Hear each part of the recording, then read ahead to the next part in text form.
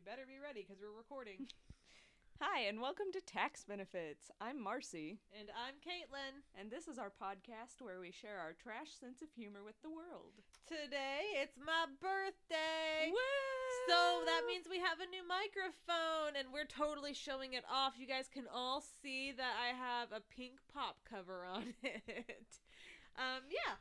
Today we are going on our shared Tumblr where we both post things and we don't let the other one see. But you know what I realized when we started recording this, Marcy? What? With the new microphone, we can't play audio tracks and record at the same time. So any audio things that we post onto Tumblr can't be seen. We're going to have to figure out how to fix that on your computer. We can probably record on a different computer, but we're going to troubleshoot that when we're not recording. Microphone good, computer bad. That's really it, though. It's not the microphone's fault. This one's for Marcy to read. First post of the episode. Also, we would like to clarify, we do know our voices sound like exactly alike on recordings. Yeah, I mean, maybe you guys can tell better because you're not the ones who have to live with our voices, but when we listen to our own recordings, we're like, who said that? All right. I'm reading Don Quixote for my... Is it Quixote? Quixote? How do you actually say that? Don Quixote. Him for my world literature class, and apparently when it was first published in 1605, it was world-changingly popular. One of the first, quote, popular novels as we know it today. And there were all sorts of people who were writing and publishing their own unofficial fan sequels to Don Quixote, which was basically the first fan fiction. And then in 1615, the original author wrote an official sequel, in which Don Quixote reads a piece of fanfic about him and sets out on a quest to beat up the author who mischaracterized him. This is the one that I was laughing at last night, and you're like, what is it? I was like, I'm not telling you. See, I knew that it had fan fiction and crap, and like all that kind of stuff. I did not know that he responded with the beat up the author story. This one was for you. Okay, so next post, this is the only book on my wish list. Ducks and How to Make Them Pay by William Cook. First edition, mind you. Hold on to this. I'm looking up ducks and how to make them pay, and I'm going to see what that's about. Also, find a price. You type dusk. Dusk. That's not even close to how you spell ducks.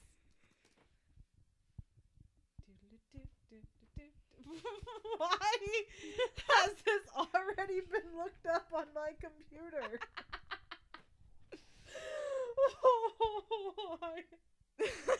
Marcy, I don't understand. I don't either. Okay. Why is the link purple? Why are you still using Bing? Because I'm already 20% way to an Amazon gift card. Ugh. I've got to make it there before I give up. Why is the link purple? Okay. Oh, Ducks. It's only $15 right now. Okay, I need a product description though. Only 1894. The Ducks. This book, Ducks and How to Make Them Pay by William Cook, is a replication of the book originally published before 1894. It has been restored by human beings. Hello, fellow humans. Page by page so that you can enjoy it in a form as close to the original as possible. Please tell me there's reviews. Customers who viewed items like this might also like Ducks and How to Make Them Pay. Has 1 star. No customer reviews. How dare you? Maybe there's a Google Books thing about it. No, it's books.google. Yeah. I use this one at work. But at work I have to type www. Ducks and how to.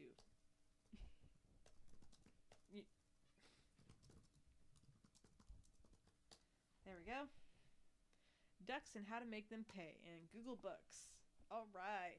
This work has been selected by scholars as being culturally important and is part of the knowledge base of civilization as we know it. This work was reproduced from the original artifact and remains as true to the original work as popular. Therefore, you will see the original blah, blah, blah, blah, blah.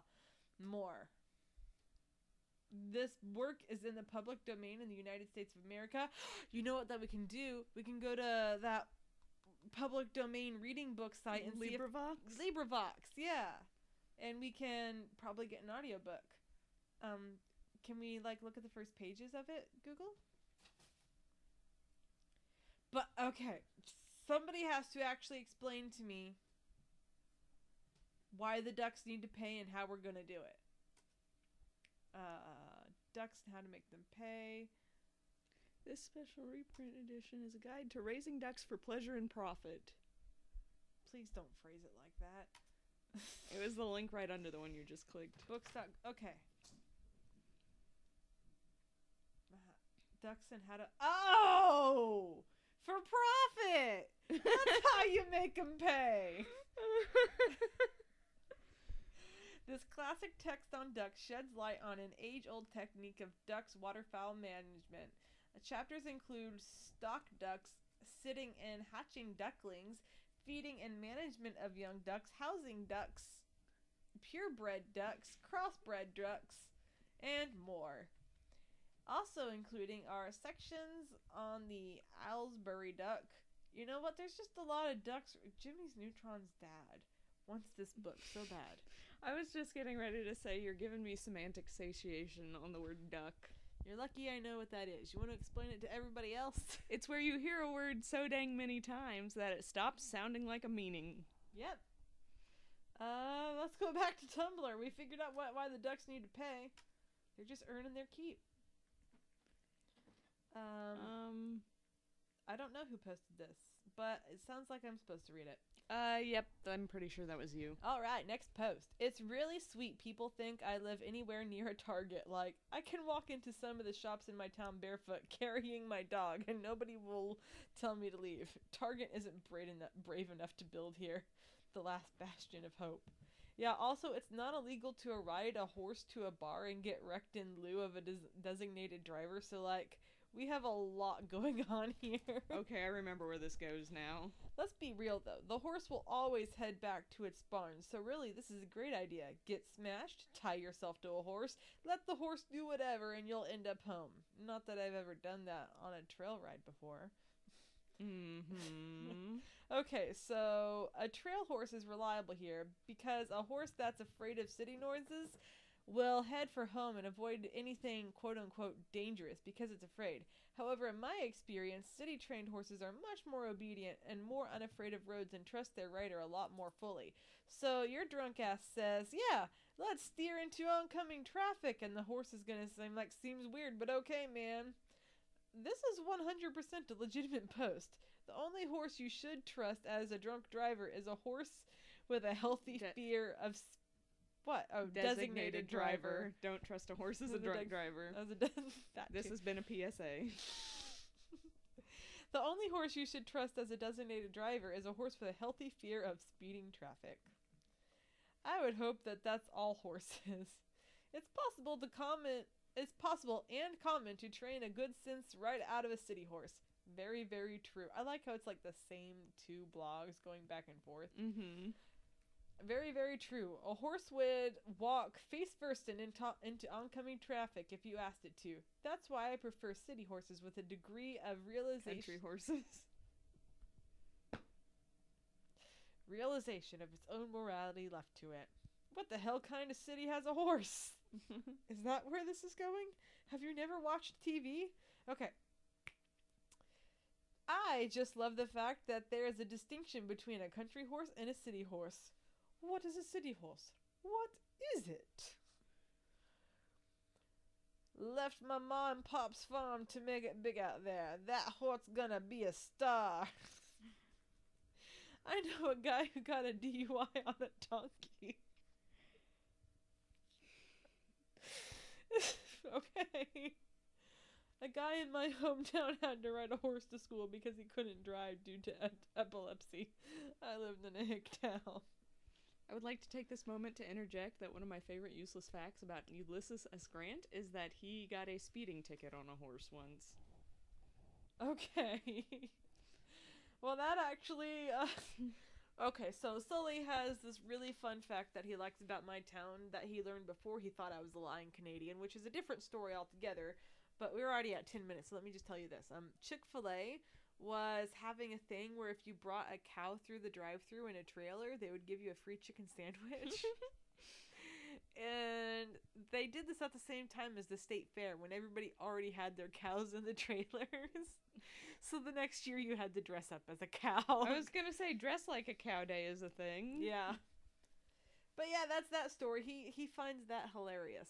Anyways, oh, I do the sign off. Yeah, you do. I forget how to do it. Well, if you guys want to follow us on Tumblr, it's tacksbenefits.tumblr.com. That's tax benefits. It's spelled bad because the good one was taken. If you want to follow Marcy on Tumblr, it's spindlesplinters.tumblr.com.